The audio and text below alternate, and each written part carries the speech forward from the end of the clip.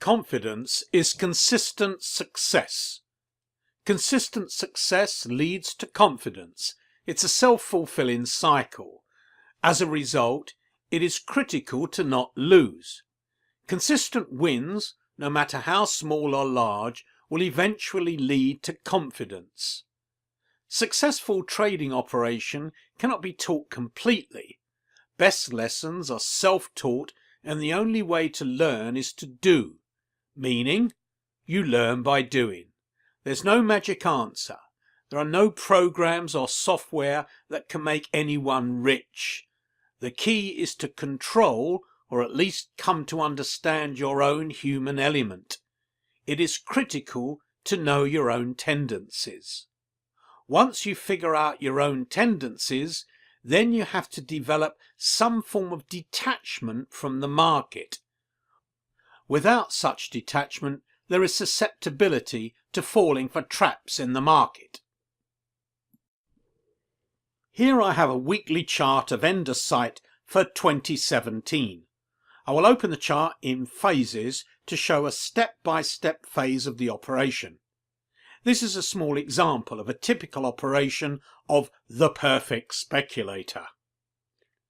To me, the first thing I notice is the way it shows weeks and months of sideways movement on uninteresting volumes.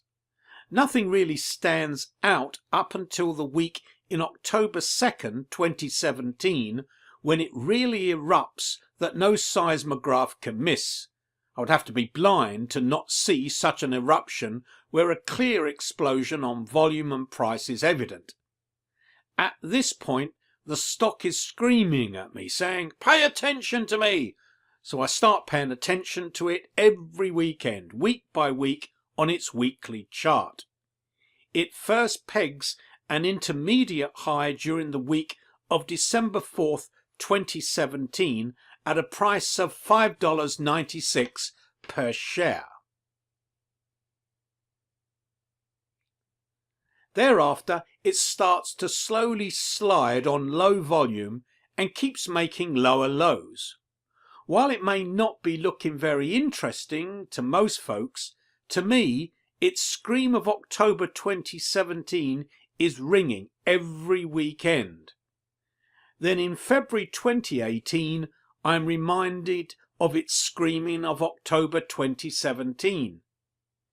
It starts to show me a reason to buy as soon as it breaks out above the intermediate high of $5.96. To me, that is a buy order at $6.25 for my experimental buy of, say, 1,000 shares. As soon as I enter into my test position, I place a stop loss at 20% below my buy price, as this is a jumpy stock. So my sell stop is at $5 per share. I don't have to wait long. Within 3 weeks, I have been proven right as the stock hits a high of $11.54 in mid-March. Now I have to do two things. One, I have moved my stop loss from the $5 to $7.25 just so that I do not take a loss on a winning stock. This is mainly to keep my confidence intact. Second, I am now looking for an opportunity to place a bigger commitment in this stock. In early May of 2018, I get a buy price $10.95, which is just above its prior high on weekly chart of April 13, 2018. I do my usual calculations, as indicated in my video course as well as in my book.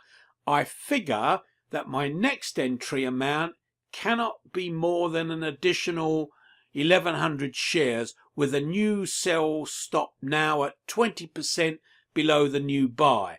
So the new sell stop comes at $8.76. Now we have to wait again and see what the stock does. As the stock moves and makes a higher and higher low, I would move the stop to 20% below the new high after every resting phase.